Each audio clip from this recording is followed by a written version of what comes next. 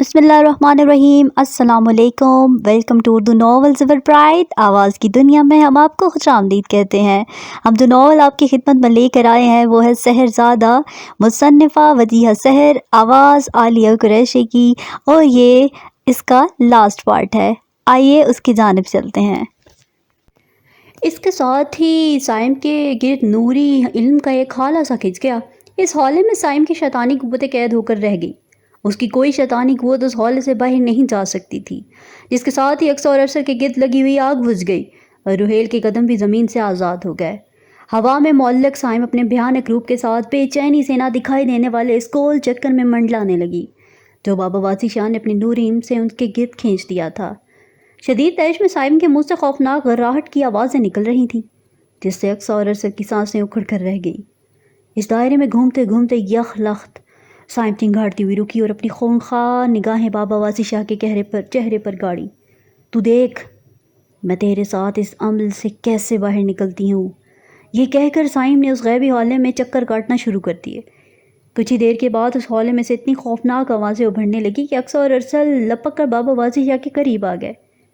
उनके दिलों की धड़कनें इंतहाई तेज़ हो गई। वो चारों फटी फटी निगाहों से साइम की तरफ देख रहे थे। देखते ही देखते साइम हौले में घूमते हुए इस खूबसूरत औरत का रूप धार गई। फिर कुछ ही देर के बाद उस खूबसूरत औरत से एक शाहीन का रूप धार कर उस हौले में तेज़ी से चक्कर काटने लगी। वो जूं जूं रूप बदल रही थी, दायरे में खौफनाक आवाज़ें बढ़ रही थीं। फिर देखते ही देखते वो शाहीन स्याह बिल्ली का रूप धार गया। अक्सर अरसल के ऊपर की सांस ऊपर और नीचे की नीचे रह गई। खौफ की ज़्यादती से वो थर थर काँप उठे। उन चारों की फटी फटी निगाहों के सामने वो स्याह बिल्ली एक छिपकली में बदल गई, जो खट से दायरे से बाहर घास पर गिरी और एक ही साथ में गायब हो गई। इन लम्हों में बाबा वासी शाह परेशान हो गए और घबराहट से इधर उधर देखने लगे। यख लख्त हर तरफ साइम के कहकहों की आवाज़ें गूंजने लगीं। बाबा वासी शाह ने इत्मीनान का लंबा सांस खींचा। इसका मतलब है कि वो भी हमारे आसपास मौजूद है। ये कहकर बाबा वासी शाह तेजी से ज़मीन पर बैठ गए और एक नोकदार चीज़ से कच्ची ज़मीन खोदने लगे। उन्होंने घड़ा सा खोद लिया और बरकी सरस से अपने थैले से एक पोटली निकाली और उसे उस घड़े में झाड़ने लगे। उस पोटली से कब्रिस्तान की राख और इंसानी जिस्म की हड्डियों का एक ढेर उस घड़े में जा गिरा। बाबा वासी शाह ने अपने दोनों हाथ उस घड़े के ऊपर खड़ा लिए और ऊंची ऊंची आवाज़ से आंखें बंद किए कोई मंत्र पढ़ने लगे। तेज़ हवा का शोर आसेबी ताकतों के एक भौंचाल में बदल रहा था। हर तरफ खौफनाक आवाज़ों की एक दहशत फैली हुई थी। जू बाबा वासी शाह मंत्र पढ़ते जा रहे थे, इन आवाज़ों का शोर बढ़ता जा रहा था। सरासीमगी के इस माहौल में बाबा वासी शाह की ज़ुबान पल भर के लिए भी ना रुकी। वो मुसलसल मंत्र पढ़ते रहे। कुछ ही देर के बाद साइम की खौफनाक गराहट की आवाज़ें पूरी फ़ज़ा में गूंजने लगी। बाबा वासी शाह मज़ीद ऊंची ऊंची आवाज़ में अपना मंत्र पढ़ने लगे, जिस साइम की चिंगाड़ने की आवाज़ इस तरह हर तरफ गूंजने लगी जैसे उसकी शैतानी ताकतों और बाबा वासी शाह की नूरी ताकतों के मुकाबले में उसे शदीद अजियत पहुंच रही हो, जैसे वो नूरी ताकतों का मुकाबला ना कर पा रही हो। बाबा वासी शाह अपने दोनों हाथ अकड़ाए मुसलसल वो मंत्र पढ़ रहे थे। उनका चेहरा इतनी सर्दी में भी पसीने में भीग गया था। उनका हलक सूख गया था। उस मंत्र की सख्ती से उनका पूरा वजूद जैसे तर से फोड़ा बन गया था। लेकिन इस सख्त अमल में उन्हें किसी भी चीज़ की होश नहीं थी। अमल करते करते एकदम से बाबा वासी शाह के पूरे जिस्म को शदीद झटके लगने लगे।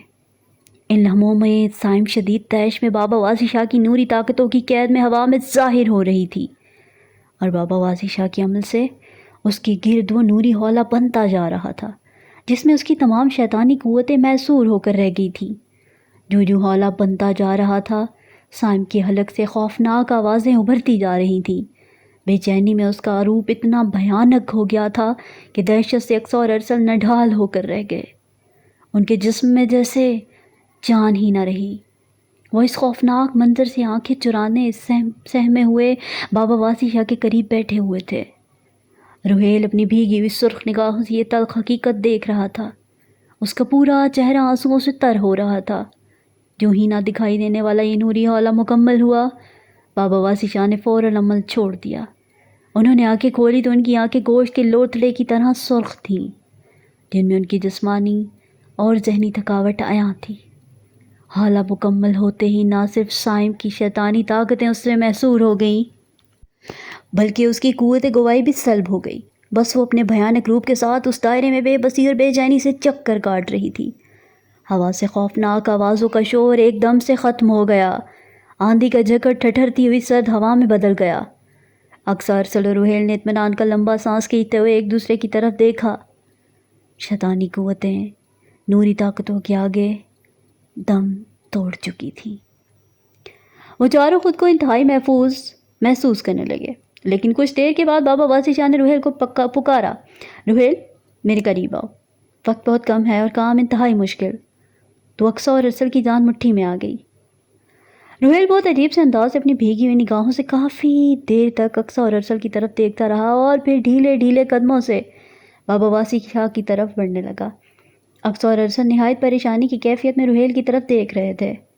کئی وسوسے انہیں اندر سے توڑتے جا رہے تھے، لیکن وہ خدا کے سہارے خود کو مضبوط کرتے کہ اس کے نوری علم میں بہت طاقت ہے۔ روحیل بابا واسی شاہ کے قریب آیا تو انہوں نے دھیمے سے انداز میں کہا، گھٹنوں کے بل بیٹھ جاؤ۔ روحیل بابا واسی شاہ کے قریب گھٹنوں کے بل بیٹھ گیا۔ بابا واسی شاہ نے روحیل کے سر پر ہاتھ رکھا، تمہیں میرے ساتھ تعاون کرنا ہوگا۔ روحیل نے ہاں کے انداز میں سر ہلایا تو صاحب غصے کے الاؤں میں تڑپنے لگی۔ بے بسی میں اس کا روپ اور بھی خوفناک ہو گیا۔ اس کے گلے سے ایسی بھیانک گھراہٹ کی آوازیں ابھر رہی تھی کہ جیسے اگر سائیں بابا واسی شاہ کے عمل سے باہر آ گئی تو ایک بھونچال آ جائے گا، خون کی ندیاں بہہ جائیں گی۔ بابا واسی شاہ روحیل کے قریب بیٹھ گئے۔ انہوں نے اپنے تھیلے سے ایک آنے کا بنا ہوا دیا نکالا اور ایک دم کیا ہوا چاقو۔ بابا واسی شاہ نے روحیل کا دایاں ہاتھ تھاما جس کی کلائی پر پنجے کا نشان نصب تھا۔ انہوں نے اپنے دم کیے ہوئے چاقو سے روحیل کے اس بازو پر ایک چیرا دیا جس سے تیزی سے خون بہنے لگا۔ بابا واسی شاہ نے آنے کا وہ دیا روحیل کے بازو کے قریب کر دیا اور اس کے خون سے بھر گیا، جس کے ساتھ ہی بابا واسی شاہ نے اپنے دم کیے ہوئے چاقو کو الٹا حصہ چیرے پر رکھا جس سے اس سے خون بہنا فوراً بند ہو گیا۔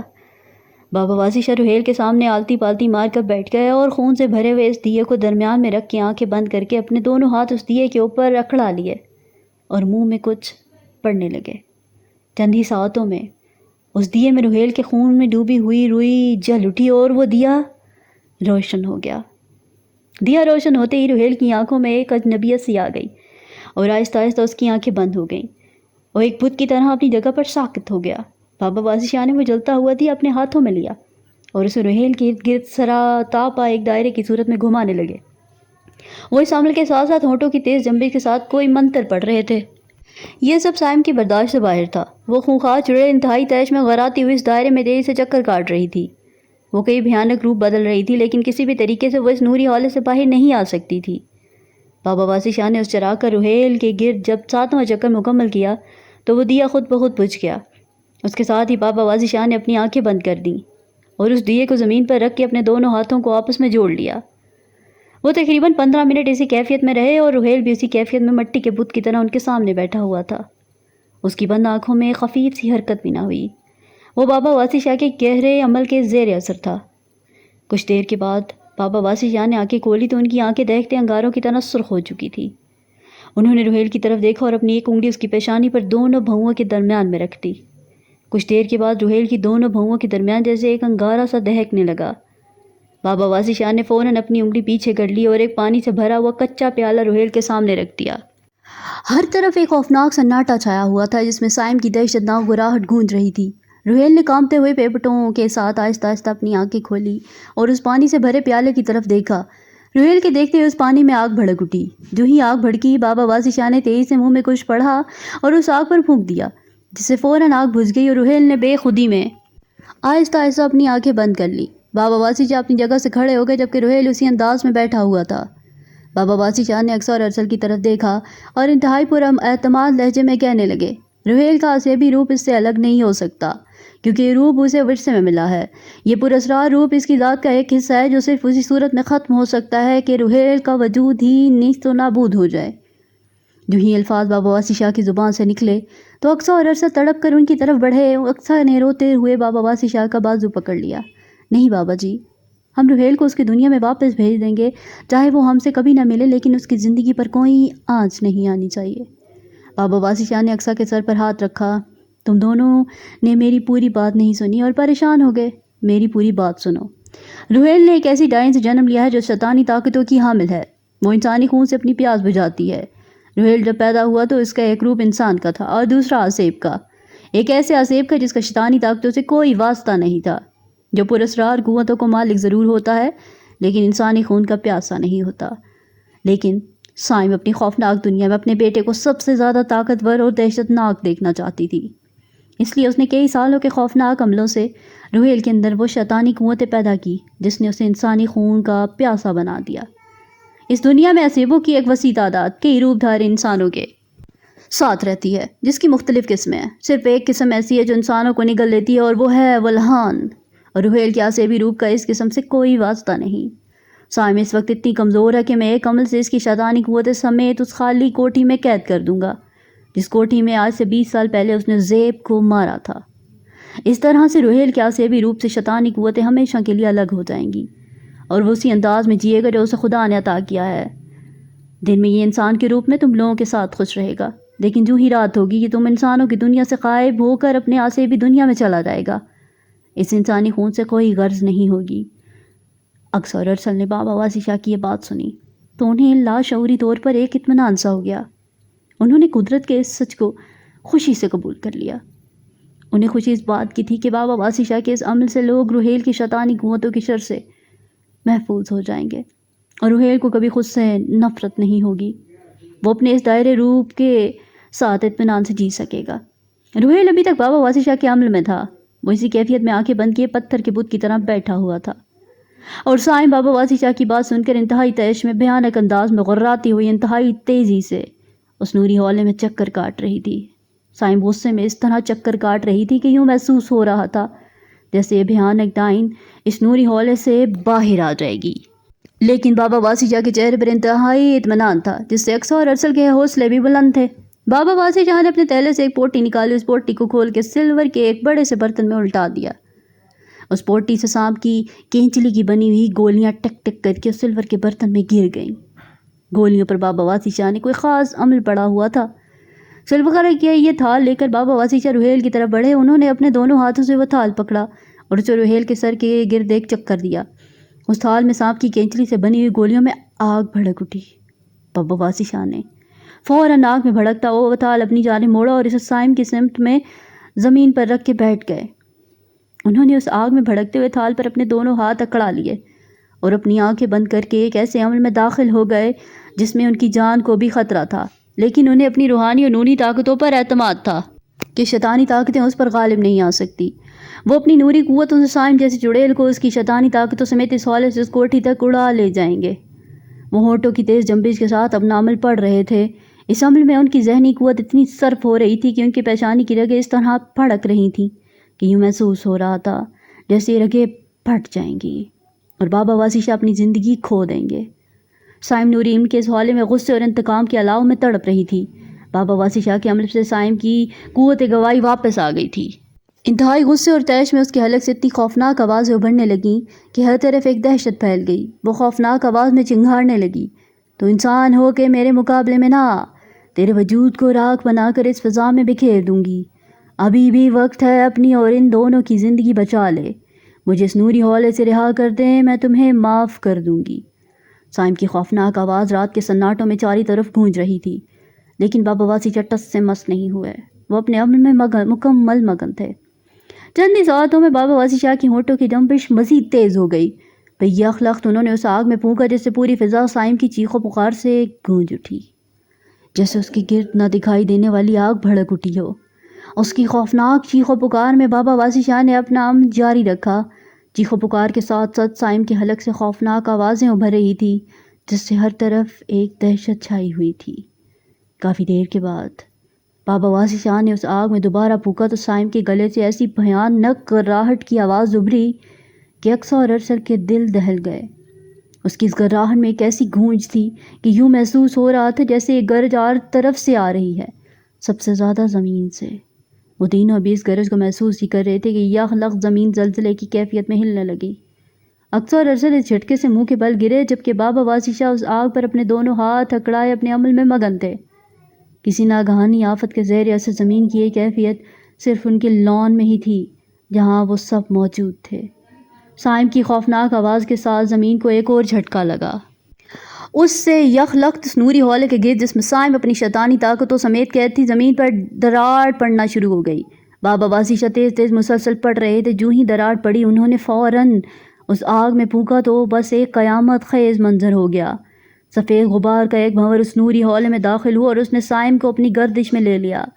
اس بھنور کے آگے سائم کا وجود اتنا خفیف ہو گیا کہ وہ کاغذ کے ایک ٹکڑے کی مانند اس بھنور کے چکروں میں گھومنے لگی۔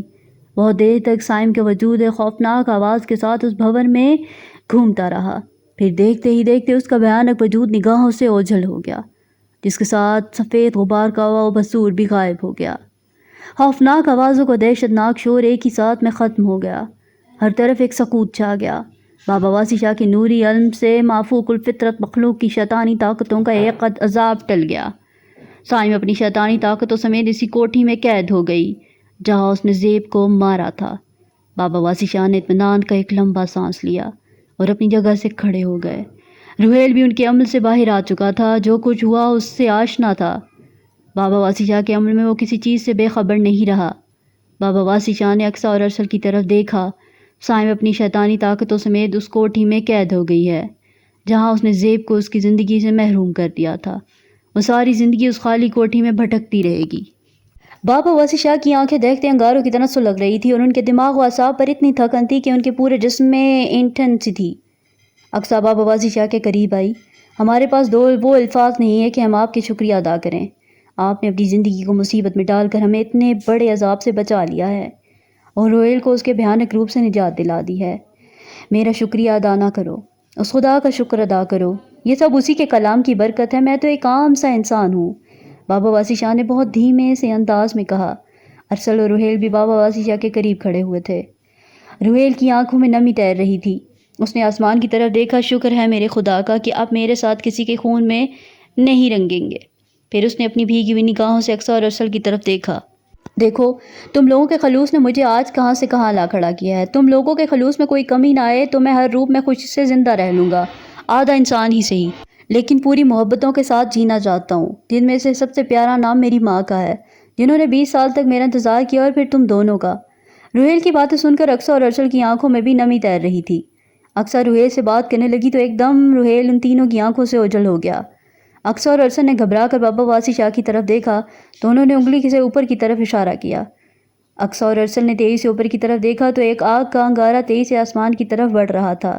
ان دونوں نے سوالیہ نظروں سے بابا واسی شاہ کی طرف دیکھا تو بابا واسی شاہ نے بہت تحمل سے کہا، روحیل کا سیب کا روپ دھار چکا ہے، اس لیے وہ اپنی دنیا میں چلا گیا ہے۔ پریشانی کی کوئی بات نہیں، صبح ناشتے میں انسان کے روپ میں وہ تمہارے بیچ موجود ہوگا۔ یہیں پہ یہ ناول شہرزادہ اختتام پذیر ہوا۔ امید کرتے ہیں آپ کو بہت پسند آیا ہوگا۔ ہماری حوصلہ افزائی ضرور کیجیے گا، چینل کو لائک اور سبسکرائب کرنا مت بھولیے گا۔ بہت شکریہ۔